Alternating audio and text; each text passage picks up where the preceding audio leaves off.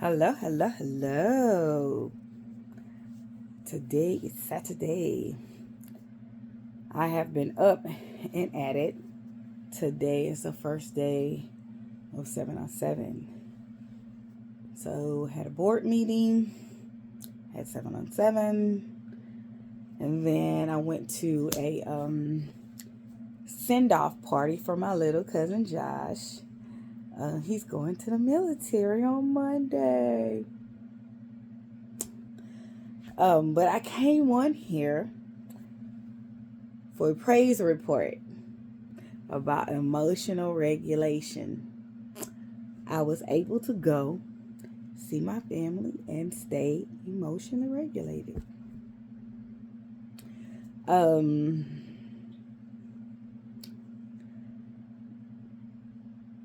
How can I say this? So I have family members who do not like me. And when I say they don't like me, they don't like me. I was like, ooh, ooh, like you swear I slept with your man, I took your money, I hurt your children. Like, ooh, what is the problem? But if you follow me on here, like I've said time and time again, people will like you for the capacity. People will dislike you for the capacity that you have and the capacity they do not have. Okay? One thing I am coming to learn through my healing journey is that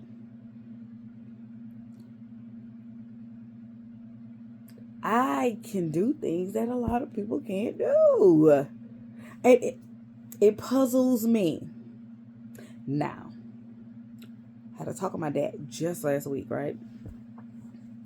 Because the doctor was telling me, and I was telling my dad, I got to do this, I got to thin my thighs out, blah, blah, blah, blah, blah, but I'm doing really good. And, he was just like, can I tell you something? And I said, yes. I thought it was really going to be bad. I really did. And he says, Mom, when I look at other people's daughters, and then I look at my daughter, do you know how proud I am of you? He said, you can do things most women cannot. And people look at me and think, this man got something that we don't know about because of you. And so I was like, what do you mean? He was like, before him and I started back talking again, because him and I was estranged when my mom got sick, because he didn't understand her sickness. I've been in the medical for a long time. I knew something was going on, so I took her away from him and I cared for her. Okay? And for a long time, he thought I was making up. I'm like, when? I'm known for a lot of things, but I ain't known for making up no damn stories. Okay? Now, I do speak my mind, and I mean unadulterated. That's why a lot of people don't like me. Because wherever the lie is, I point it out. That's a lie. Anyway, I took in my mom, and so it put me and him off. And I didn't care because she was the main thing I worried about. And when she was dying and stuff, he did come and help. He would feed her. This was actually before she went to her dying stage, but he would come, and this one I seen a decline. I called him and I said, because he had started reaching out, whatever. We was trying to get back, but a lot had happened. It was a lot of water under the bridge, child. And anybody know, when you have a lot of water under the bridge with me, I am difficult. And I ain't gonna hold nobody. I am a difficult person when me and you got water under the bridge, okay? But I'm working on that too. Emotional regulation gonna help me with that too. Anywho, he was like, my mom was passing, and in so many words, she thanked me for caring for her. But it just didn't She thanked me like a person that she didn't know. And instead of me accepting the thank you and accepting the conversation me and her had before she died, the only thing I could focus on for for a while was she looked at me like I wasn't her daughter, and she always looked at me with the eyes of love. Ain't that crazy? Like, you know, somebody love you the way they look at you. I know my mom mad at me because it's a look and it ain't loving. It's more like it's a stern look, but it's not of love. It's a, you done something to me. But she wasn't talking in a mother's voice, and she wasn't looking at me as if she even knew who I was. So instead of me listening to what Spirit was saying through her, I held on to that. But the one thing I took out of what she told me, she asked me, she grabbed me, and she know. She know to get my attention, baby, you gotta do something. Gotta do something. So she grabbed me, like, pulled me close to her, and she was like, you gonna take care of that fool when I'm gone? And I was like, what fool? She's like, that one. Are you gonna take care of him? He's gonna need you. He's not gonna be able to do it by himself. Without me on this earth, that's what she said. Without me on this earth, and with you being hard-headed, he's not gonna survive. And it's the way she looked, it's the way she, wrangled me right on up. So when she died, I took up with him, but we had to iron these things out. We had a lot to iron out.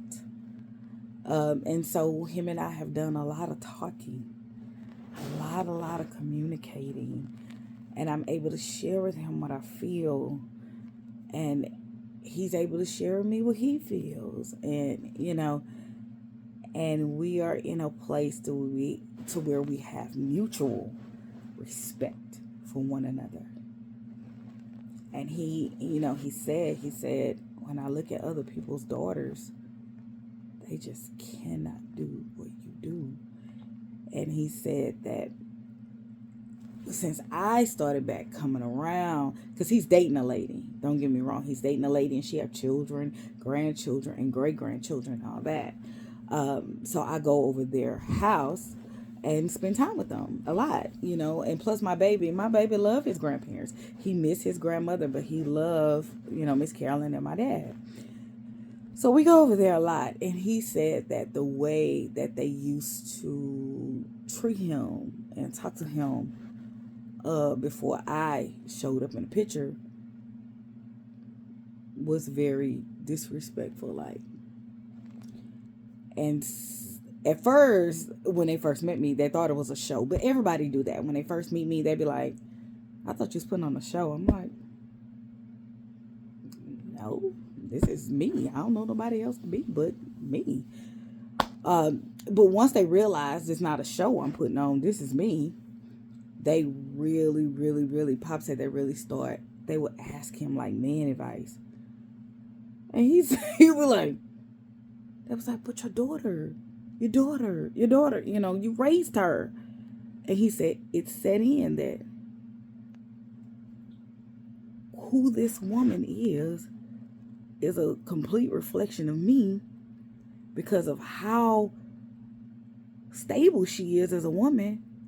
These people now look to me thinking I put stability in her. It's ironic he didn't, but And me and him have a good relationship. Like, it's nothing I can't ask him to do that we won't do. Or I'll just go pick him up and be like, we finna go out to eat. What you want? And I heard him talking to my aunt on the phone. He was like, oh, Lord, Vanessa, this girl is spoiling me. She is spoiling me. She's spoiling me real bad, Vanessa. And so my aunt was like, well, it's time, and he was like, oh, she's spoiling me. I don't know what to do, Vanessa. So my auntie was like, Michael, you've been through a lot. You've done a lot. Let us show you a good life. And I had told him that I was looking for a house in Richmond, because that's where I ultimately want to be. If I just be honest, I want to be in Richmond. And I don't want to live nowhere in the proximity to the city. I do want to live in Richmond. Richmond or Far Sugar Land. You know. Um, I'll do Stafford too, but in the middle of Stafford, where you can't tell if it's Houston or Stafford. It's like in a nook that you kind of don't. You just pass right by, just flow by, and never know. It's a whole world in there. Anyway, he had told her, he was like, she had told me that, she wanted me to come live with her. She get a house in Richmond, but she want me to come live with her now. But only if I want to. And she was like, well, I think you should. And so he said, ooh, Vanessa, spoiled to death. And I can't tell you how that made my heart smile. Because I did it with my mama. And now I'm doing it with him. And I got to figure out what I'm going to do with this that I know. So one thing that I've experienced is that when you take stress off of people, they live. When I moved my mom in the house with me, I retired her at 58. All my mama ever known was to work and struggle and scuffle. Like, for everything she had to bust her ass for it. Nothing came easy. And nothing came just because it came. You understand? That was her blood, sweat, and damn tears. You know what I'm saying? And to have a daughter who's able to work effectively and efficiently, it don't look like labor what I do. It just don't. People been saying for years, decades basically, Mister don't work. I ain't work. She don't work, because I've never had to bust ass. I mean, sorry, but my job is mentally stressful. So I explained to my dad that when you see me on the edge, just spazzing out, I can't take it, need to sleep, because I do mental work. It's not labor. Like, oh, my hands, my feet, my body hurt. It hurt with age, but my brain be tired, child. I be having to go lay down. But I'm learning that when you take stress off of people, they live. My mom moved in. It took my mom about 3 years, because my mom had a stroke, right? So she had to learn how to do everything again. Then she realized she had no home to go to no more. Then she realized she was permanently with me. Then she had to realize she is permanently off from work. And baby, that thing was not playing about that job. Do you hear me? She kept calling that job every day. And thank God that the people she worked with forever and ever, never. She's like their family. She just forgot that part. And so Miss Essie had my phone number, and she would call me. She was like, see her call her about her job. She said she can come back to work in 2 weeks. I said, okay, Miss Essie. So Miss Essie kept calling me. Miss Essie said she was crying on the phone. Misty, she really want to come back to work. I said, Miss Essie, she cannot. She cannot. And so I said, okay. So God put the idea in my head to take her to the store. Take her. And I had took her to the store. And everybody was running to her. Mrs. Seal, Mrs. Seal, Mrs. Seal, Mrs. Seal. And she had a whole panic attack, because she didn't notice none of those people. People were crying, Mrs. Seal, Mrs. Seal. Because my mom is a very, very, very, very, very, very, very generous woman. She's always been her whole life. She's very generous. If you know anything about her, she would give, do, be. She's a very generous woman. And so people would always tell me that things that my mother did for them, that I was like, why would she? But, she had made them like her family. She was their boss. So if any way she can bail them out, she will. I have employees of my own, and when they come to me with stuff, I do my very best to work on it. Get, find some resolution to it so we can, get it resolved, So I have a lot of what my mom had, but I walked around that store and I needed to get some things. And I know where everything's at because my mom been at that one store for 13 years. Yeah. So walked around that store, and she knew that store like the back of her hand, baby. She knew that store. She knew everything about it. She was a manager. She wasn't a store manager, but she was a manager in that store. And the man who originally was the manager of the store, he just used to let her go with whatever ideas, but because people went with it, he would let her go with it. It's like she ran the store, and she knew it. But walking her around, she didn't know nothing. And by the time we was coming back up to the register, she was like, I want to go.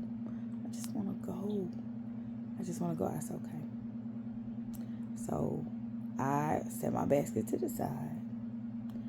I went, took it to the car, put it in the car, and put music on. I said, I'm just going to check the groceries and come back out. And because she really wanted to go. And boy, by the time I got back to that car, my mom was boohoo crying. But that's when she had to accept work was over. No more work. So it took my mom about a good 3 years to really figure out that her life had really changed. And she's going to be me. So once it sat in about 3 years, she was like, baby, that thing became just as bougie. No, I don't smoke cigarettes. I don't do that. I go to sleep, go to bed, and I get up. And all the things she just wasn't doing. Then she became extra bougie. Oh, no, I'm tired. I don't have to do that. I don't got to go nowhere. She retired, child. But it's like, after about those 3 years, it's like God breathed life into her. And she knew she didn't have no worries. And that's the same thing that's happening with my dad. My dad don't have no worries. If he break it, I damn sure gonna fix it. Okay? And he knows that. And so he is just like he whispers to my auntie, she is spoiling me. He deserves it. My dad have had a hard life.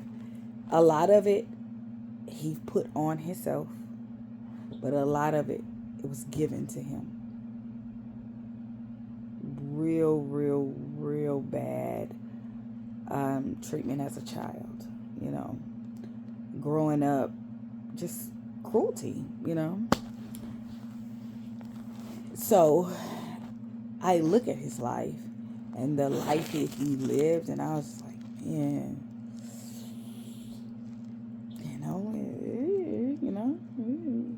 you choose. And like I told him, by watching him and my mama just try. They tried, man. They tried. They tried so bad, But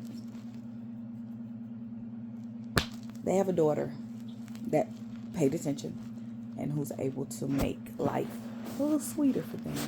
So they don't have to worry about where this is coming from, where that is coming from, where we're going with this. They don't have those worries. They got a daughter for that. Okay, so that makes me proud and that warms my heart.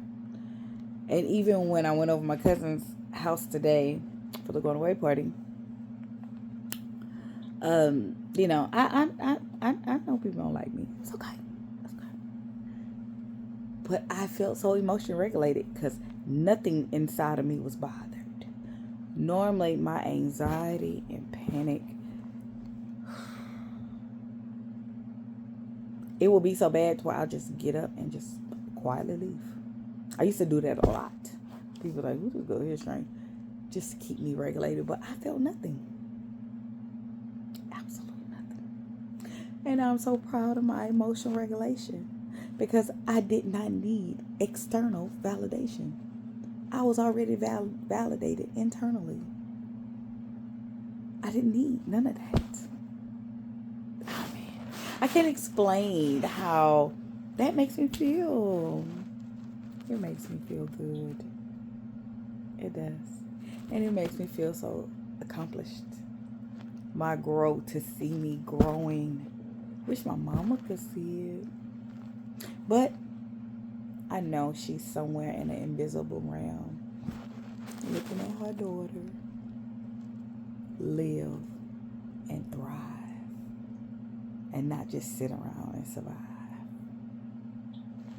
And I hope that she's proud of the woman that she curated.